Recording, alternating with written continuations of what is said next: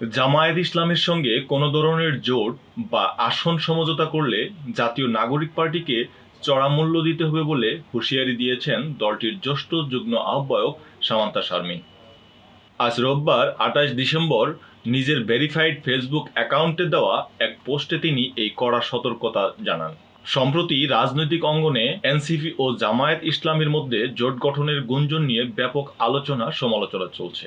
এরই মধ্যে গতকাল শনিবার দলটির ৩০ জন কেন্দ্রীয় নেতা এ বিষয়ে তাদের আপত্তির কথা জানিয়ে আহ্বায়ক নাহিদ ইসলামকে একটি আনুষ্ঠানিক চিঠি দিয়েছেন। এমন পরিস্থিতির প্রেক্ষাপটেই সামান্তা শারমিন নিজের অবস্থান পরিষ্কার করলেন। ফেসবুক পোস্টে সামান্তা শারমিন লিখেছেন, জামায়াত ইসলামী একটি অনির্ভরযোগ্য রাজনৈতিক শক্তি। তাদের সঙ্গে কোনো ধরনের রাজনৈতিক সহযোগিতা বা সমঝোতা করা এনসিপির জন্য অত্যন্ত ঝুঁকিপূর্ণ সিদ্ধান্ত হতে পারে। তিনি উল্লেখ করেন, জামায়াত নেতারা সম্প্রতি দাবি করেছেন যে জুলাই বিপ্লবের স্পিরিট ও বাংলাদেশ নিয়ে যাদের পরিকল্পনা একই, কেবল তারাই জোটে আসতে পারে। কিন্তু সামান্তার মতে জামায়াতের সেই পরিকল্পনার সঙ্গে এনসিপির মৌলিক দর্শনের বিস্তর ফারাক রয়েছে।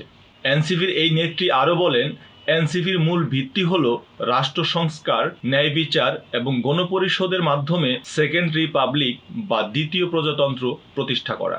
এই মৌলিক নীতিগুলোতে একমত না হওয়া পর্যন্ত কোনো দলের সঙ্গে রাজনৈতিক মিত্রতা সম্ভব নয়। তিনি অভিযোগ করেন, জামায়াত ইসলামী আনুপাতিক প্রতিনিধিত্ব পিআর ব্যবস্থার দোহাই দিয়ে প্রয়োজনীয় সংসদীয় সংস্কার কার্যক্রমকে বাধাগ্রস্ত করার চেষ্টা করছে। তিনি মনে করিয়ে দেন, এনসিপির আহ্বায়ক আগেই ঘোষণা করেছিলেন যে যারা সংস্কারের পক্ষে নয় তাদের সঙ্গে কোনো জোট হবে না। সেই লক্ষ্যেই জুলাই পদযাত্রার পর সারা দেশে ৩০০ আসনে একক প্রার্থী দিয়ে স্বতন্ত্রভাবে নির্বাচনে লড়ার ঘোষণা দেওয়া হয়েছিল। নিজের অবস্থানের ব্যাখ্যা দিয়ে সামান্তা শারমিন বলেন, জামায়াতের সঙ্গে জোটের বিরোধিতা করার অর্থ এই নয় যে তিনি বিএনপির পক্ষ নিচ্ছেন, বরং এনসিপি যে স্বতন্ত্র রাজনৈতিক আদর্শ নিয়ে গঠিত হয়েছিল সেই রাজনীতিতে অটল থাকাই তার মূল উদ্দেশ্য। তার মতে বিএনপি কিংবা জামায়াত যে কোনো পক্ষের সঙ্গেই জোট করা হবে এনসিপির আদর্শিক অবস্থান থেকে বিচ্যুত হওয়া শামিল।